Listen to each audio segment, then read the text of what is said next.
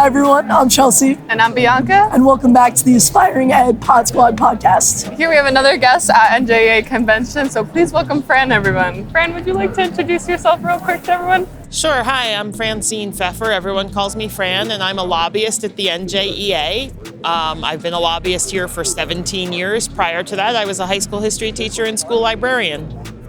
That's awesome. Really cool. My major is history, secondary education. So Awesome. That's what I was, high school history teacher.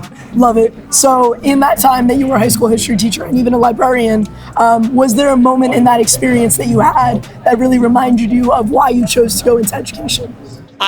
One thing I really love when teaching, I miss the kids, and that's what it was. Like, there's always that moment in teaching when a kid comes up to you and says, you made a difference, or I really learned something, or since I was in high school, they came back from college and they said, like when I was the librarian in my school, the kids came back and they said, my college librarian said I should come back and thank you because I was the only kid in the orientation who knew how to use a database. And I said, see, you thought I was being a pain in the butt teaching this to you, but it was really important for you to learn it. And those are the moments that I miss about teaching.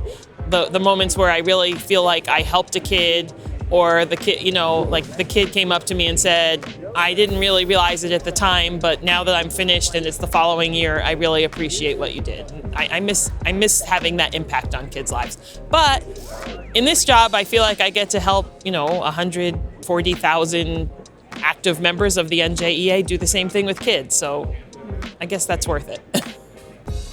Fran, what is going on with the movement for paid student teaching? What is going on at the State House? What's actually going on with legislators? Can you tell us a little bit more about what is happening in politics that is concerning aspiring educators right now? Sure. There's been a shortage of new teachers for several years, and we've been talking about it to legislators, but it wasn't really until COVID when the shortage really got dire that the legislature really began to pay attention.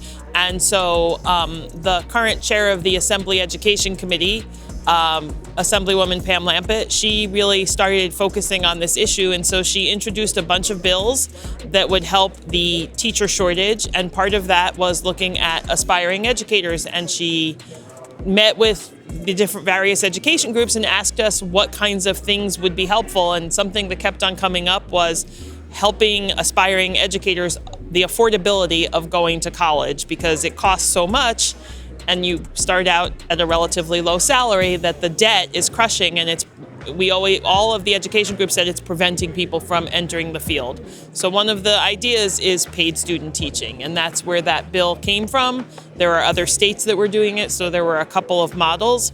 What bill has been passed already in the past, and what's currently in legislature? There's a bill in the legislature to create a stipend for student teaching, and when bills like that are introduced, often the bill doesn't necessarily move, but the idea gets done a different way. So there was money put in the governor's budget to pay student teachers for a year or two, and we need to put pressure on that bill to get it to move.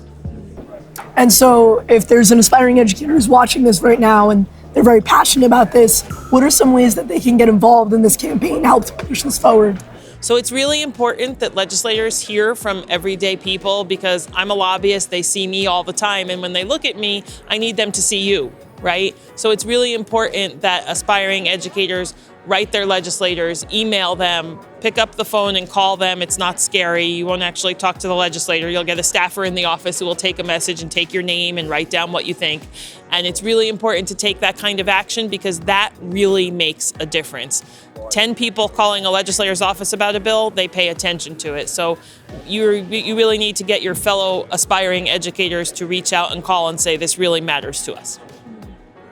Thank you, Fran. That is a great point. And just kind of, I guess, pushes along this idea that we should be civically engaged. And if we have the power to reach out to our legislators, we should be doing that. So thank you for reminding us.